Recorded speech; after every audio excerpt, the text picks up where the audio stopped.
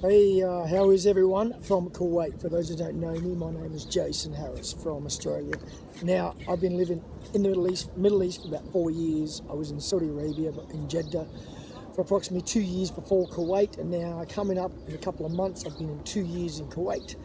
Now, I didn't really think anyone would be of interest to see what I'm doing over here, but the more I think about it, a lot of people don't get the opportunity to live overseas, especially in the Middle East, and probably have a bit of interest in what it's like in Kuwait, what the people are like and what there is to do.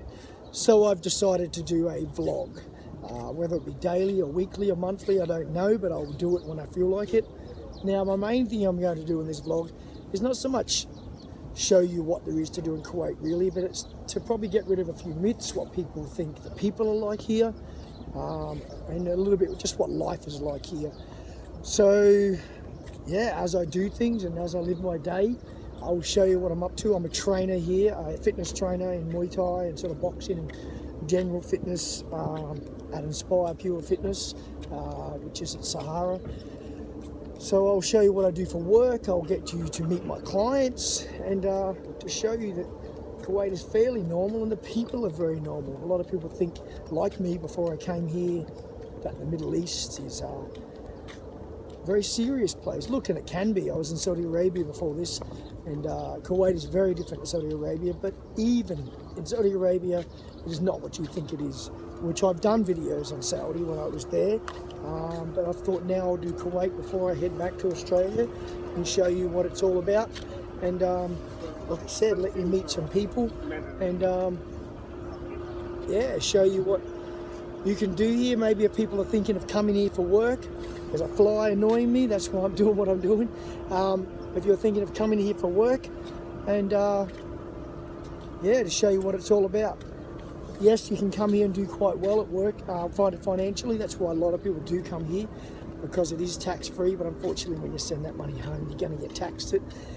But there is opportunity here, especially for some industries. The fitness industry is quite big. There's a lot of expat trainers here doing very well for themselves. If you're good at what you do, yes, you can do quite well. And life here is not that bad. It can be boring, it's a limited social life, but it's really not that bad. There's plenty of opportunity. So stay tuned, I'll do more videos, I'll let you meet my clients and show you what it's all about. Cheers. Hey guys, so I said I'm going to introduce you to some clients. So this is my first one, Ali. I teach kickboxing, boxing, and sort of general fitness, but mainly kickboxing and boxing. What do you do for a job here? I'm a doctor. He's a doctor. See, we have doctors over here too. And look, he's normal, huh? He's not even serious. He likes having a joke. Yes. Huh? I joke around all the time. Jokes around all the I say time. funny things and I laugh at funny things. See, he's funny now. Yes. He's one of these guys that's funny. He doesn't even know he's being funny because he acts serious. Does that make sense? You know, there's people that are serious, but they're actually funny and they can't even help being funny. That's him. I even said to him when I met him, I said, your personality, I'm trying to figure you out. You're quite intense. I'm like, why am I intense? I don't know. I'm trying to figure me out as a person. Well, I hadn't had any experience with martial arts before I trained with Jason, and so I was just trying to figure it out, see what things are He's like. actually getting really good. So he's going to be, I'm telling him, the most deadly doctor in Kuwait. There you go. There's a nickname, the Deadly Doctor. It's going to be my fight name. Maybe that could be his fight name. Yeah. If he fights, the Deadly Doctor. Yeah. TM, trademark that. Deadly Doctor. Anyway, so this is my first client that you introduced in meeting, and I'll introduce you to more. And we're about to do a training session over here, outdoors. It's too busy inside. Mm-hmm. You were born in Kuwait? I was born in Kuwait. You were born in Kuwait. Yes, I am. So obviously, one thing you guys noticed, English very good. Even when I came to Kuwait, from Saudi, the English wasn't as good over there, but I didn't realise how many people spoke very good English here. The secret is TV. Watching a lot of American television. Oh, really? Yes. You didn't learn it through school? Well, yeah. You did, but the accent comes along with, with the like, television. what you'll notice if you come to Kuwait is a lot of these guys have American accents, yeah? Which I was shocked when I come here. Sounded American. You grew up watching Friends, you know? Yeah, but also you have a lot of American teachers at schools, That as well. Yeah. Yes. So anyway, guest number one, the Deadly Doctor, Ali. Thank you very much. He's finished his lesson. How'd you go? He's getting better, he's getting tougher. Like I said, the Deadly Doctor of Kuwait. This is the gym that we're training at. Inspire Pure Fitness, Sahara, like I said, in Kuwait. Out here we've got a race course. Can't see it today, a bit dusty. race course out there and a golf course right in the middle. Not a bad view at all. Hey guys, I have another guest for you. This is a young man I've been training who's a great, really good athlete, and he's going to be a football superstar one day. He's now learning boxing. He just finished a session. This is Ibrahim, my friend here. How old are you? 14 years old. He's a really good athlete, okay? Young man in Kuwait, obviously born in Kuwait, okay? Guys, like I said during my video, what I'm trying to teach everyone is that these people are like you and me, okay? And I know a lot of us take that for granted. We go, oh, we live here, we see it, but like before I moved to the Middle East, I didn't know that. And you see the media, and we see a lot of things of, when I say you people, I mean, you know, Arab people, Muslims, and we think, we get brainwashed into thinking things. We do. So my job on this vlog, what I want to create is more, less hate, more love, you know, more getting to know people, understanding the rest of the world, and that these guys are normal. But this young man is going to be a football superstar. Who's your favourite player? Messi, like everyone. If this video is a year old, it might not be. So who's an up-and-coming star? Who's going to be a superstar? What about Egyptian? What about the Salah. Salah, he's the man right now. And what's your goal with football? Where do you want to play? But where do you want to play? Outside of Kuwait. Mainly in Europe. Okay, in Europe. But he will, okay? The way he works, what I try to teach everyone is work ethic. And this young man does everything I ask, doesn't complain, and realises that it takes hard work, it takes dedication, and he's going to be a superstar. And then when he is, he'll remember the little people like me, and he might give me a gift, he might fly me to a game, who knows, one day. I'll make him my agent. He'll make me an agent, yeah? He'll make me famous, I'll travel around the world with him, and I'll be his, actually, what you can do, just make me your trainer. Hire me to fly around the world with you. I'll keep you fit, okay? And while you're playing football, I'll have a holiday. Deal? Deal. Shopping in Kuwait isn't expensive. It can be. It really depends on what you're buying. Fruit can be really expensive, and you can get some cheap fruit. It really depends on what sort of fruit. Berries and strawberries, you'll pay equivalent to maybe $12 Australian for a punnet of strawberries. Or back in Australia, I might get them for like $2. So it really depends on what you're buying, how expensive it is.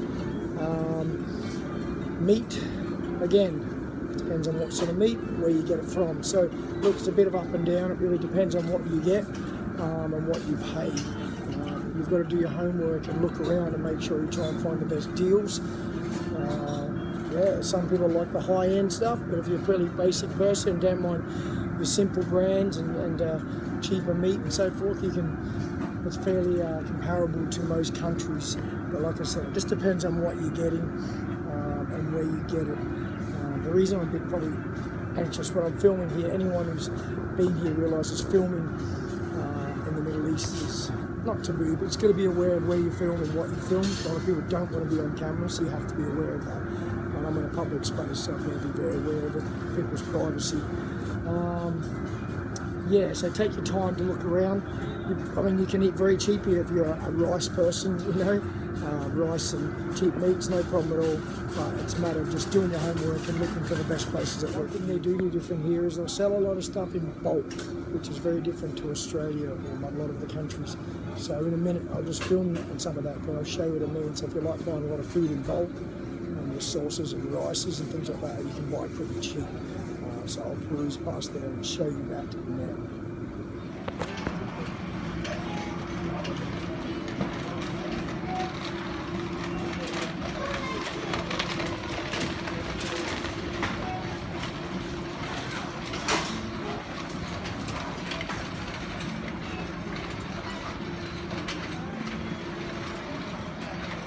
Get all your seafood here as well. Now this is salmon, 2 kg and 600, so in my country that's equivalent to 4 times that.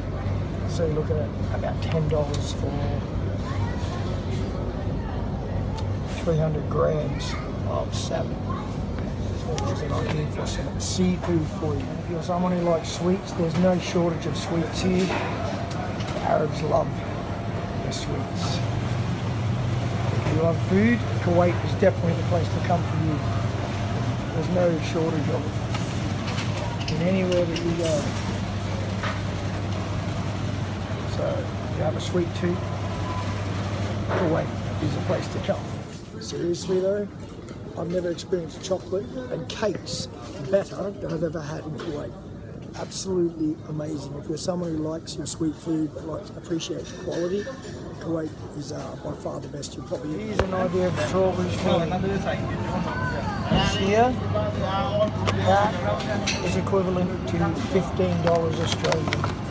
You're getting that there, that's $15. Then in contrast to that, you have bananas here, which are 0.425 fills, which is like $1.80 Australian. So you have a lot of variation between certain fruits. A kilo, that's super cheap. So it just depends on what fruit you're buying. Like I said, berries and fruit that's not grown readily here is definitely more expensive. These bananas are from the Philippines and they're very cheap. So it really depends on what fruit you're getting, like I said. In contrast for you, this is one sweet potato. That's nearly $5 Australian for one potato. So you won't find them. If you're a big sweet potato lover, you probably won't eat a lot of them over here. So there's a few contrasts for you between different fruits and different meat and different food. It just depends on what you're getting. But remind yourself of one thing that I always tell myself: I live here tax-free. I send a bit of pay tax when I go home, but what I'm earning, I get 100% of what I earn. So it's a bit of give and take when you come to Kuwait. So eggs can be a very cheap thing here. It's just 30 eggs or 36 eggs, a lot of eggs. Just over 1 kg, about $4. So they have the organic eggs and everything you need as well, but you can get eggs very cheap here. So the difference between Saudi Arabia and Kuwait also when it comes to prayer time is that shops don't close here. You can hear the prayer time now being called.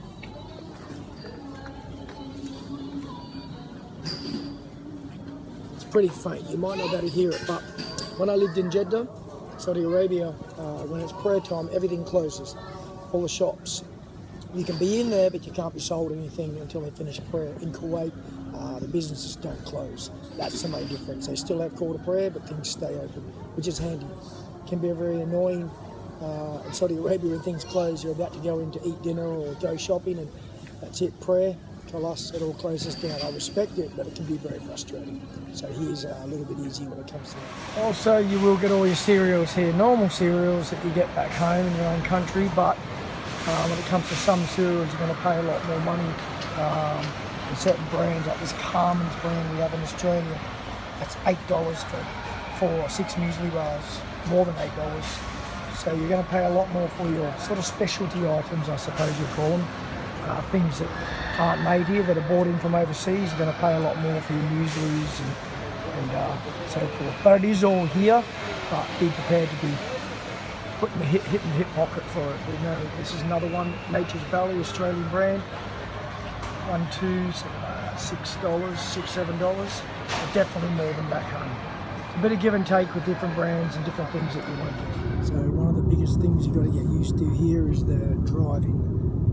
Driving in Kuwait can be crazy, put your life in your own hands, especially when you get in taxis without seatbelts. Can't put a seatbelt in, so be careful. No seatbelt. Cost-wise, 2 kd from where I'm going now, which is pretty standard. That's about 4 kilometres. I haven't got a taxi in Australia for a long time, so I couldn't tell you the comparable, but it's definitely probably more economical for a lot of people to be here to get a licence and a car. But the problem is getting a licence here. You've got to live here for 2 years and have a degree. Very hard to get a driver's licence unless you know someone that can help you out getting a licence. It's called WASTA. If you don't have that, it's very difficult to get a licence if you're here on a civil ID. So I'm just going to repeat that a little bit. If you couldn't hear me in the taxi, is that check the seatbelt. So I got in, there's no seatbelt. And that's pretty common. I've had that a few times. So often you won't be able to lock yourself in, and these guys find it pretty normal. Not in my country. I prefer to have a seatbelt. Also cost, I was 2 kd. I come from Lulu and Salmiya, a shopping centre, to Salwa, which is about a 10-minute ride, and that was over $8, $10. Are pretty comparable, I think, probably cheaper than Australia. If you are going to come here, like I said, and you want a driver's license, you need to be here for 2 years and have a degree, a university degree. Otherwise, you have to know someone who can help you out and give you connections. If you're here, that's if you're on a civil ID. If you're on a tourist visa, you can drive on your own driver's license from your own country. But most people that come here and you're on a civil ID, you have to get a license, and it can be a lot more difficult. So be prepared for that part. It can be a bit of a pain. If someone's into recycling and taking care of the planet, you're going to be very angry in Kuwait, because they will give you a plastic bag for every single item. You'll need to stop them on that one. Otherwise, it will drive you crazy. So that's the end of vlog 1. And just to recap what I've covered for you guys is food, shopping. Yes, more expensive. Overall, definitely. Some things are quite cheap. Some things are more expensive. And they're very expensive, extreme, when it comes to imported food and so forth. But you got the general idea. Living in Kuwait, when it comes to accommodation, I live in an apartment here with another young Australian trainer. We pay 400 KD a month. That's equivalent to over $800 Australian. But in that, we don't pay electricity or water. So it's a pleasant surprise. So yeah, it's definitely cheap when it comes to living in certain areas here. The lifestyle here is very low stress. It may be on the boring side for some people, but if you are working in a secure job and you're busy and you're doing well financially, stress here is, I haven't had any, it's pretty non-existent in a lot of ways. So we give up things, but we gain a lot. It's nice to have no stress in our lives. Regarding doing things in Kuwait, there is things to do here, but also there's nothing. Maybe if you're an 18-year-old looking to party, it can be challenging, although you can find them if you want them. But when it comes to things to do, there's bowling alleys, there's amazing shopping centres and movie theatres. It's all very normal. Going to the beach can be a challenge. The water's not that clean, not that many places to swim, unless you have friends, have a chalet, and you can visit that. Then it's all good. Taxis, like I said, fairly comparable to most countries for us. Petrol's very cheap here, so the taxis aren't that expensive. Plenty of taxis. Just check you have your seatbelts. I hope this first vlog gave you some information, maybe helped you out. I will do more, meet more of my clients, show you around Kuwait a little bit. I lay pretty low because I just work, eat, sleep, train, work, eat, sleep, train. I'm here for a purpose, but I'm trying to give you guys an idea of what the people are like and just generally what living in Kuwait is like. But as you can see, it is not that bad. Till next time, hope you got something out of this video, and I will see you again soon. Cheers.